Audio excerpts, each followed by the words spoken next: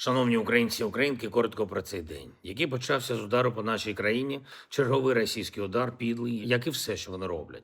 Енергетика була основною мішенню, але, на жаль, є і втрати, є і поранені. Весь день працюють ремонтні бригади на енергетичних об'єктах. Максимум зусиль, щоб українці були зі світлом на Різдво. Звісно, росіяни стараються зламати і це свято, і цей святий день. Не дивують. Це така країна, такий сусід. Важливо, щоб світ це бачив і бачив, що це не можна так лишати. Україна щодня і в свята, і в будні потребує підтримки, потребує ракет для ППО, фінансування для виробництва зброї, потребує допомоги для нашої стійкості. І саме це ми забезпечуємо.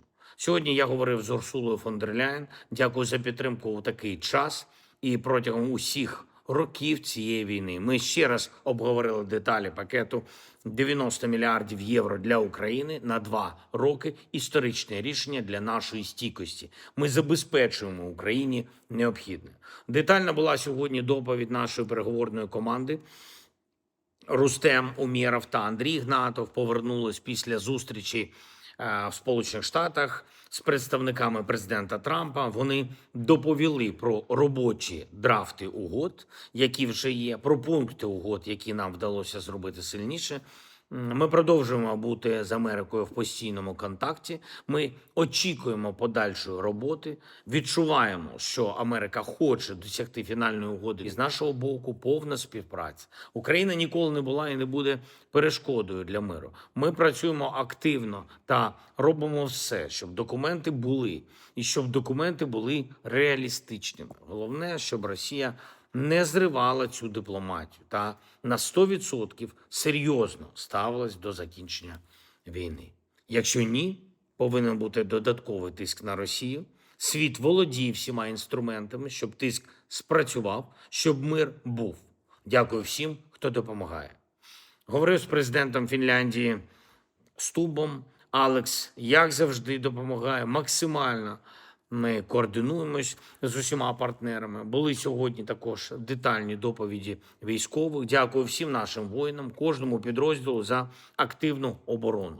Сьогодні була також доповідь прем'єр-міністра України Юлії Свириденко. Ситуація в енергетиці, відновлення нашої генерації та мереж, також трансформація енергетичних компаній. Багато всього робиться, є перші результати аудитів, продовжується оновлення наглядових рад та керівництва. Це все правильно.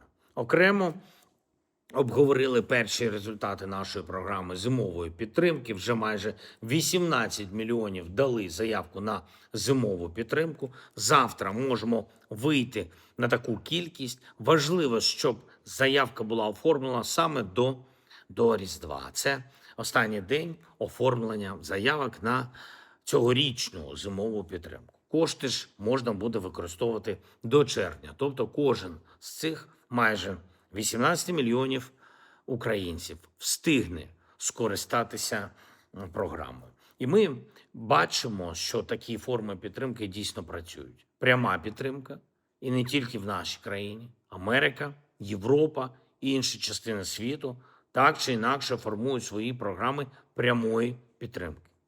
На наступний рік передбачимо нові. Дякую всім, хто дбає про українців, про нашу державу, про наш захист, про українські національні інтереси. Дякую всім, хто захищає Україну як себе самого. Слава Україні!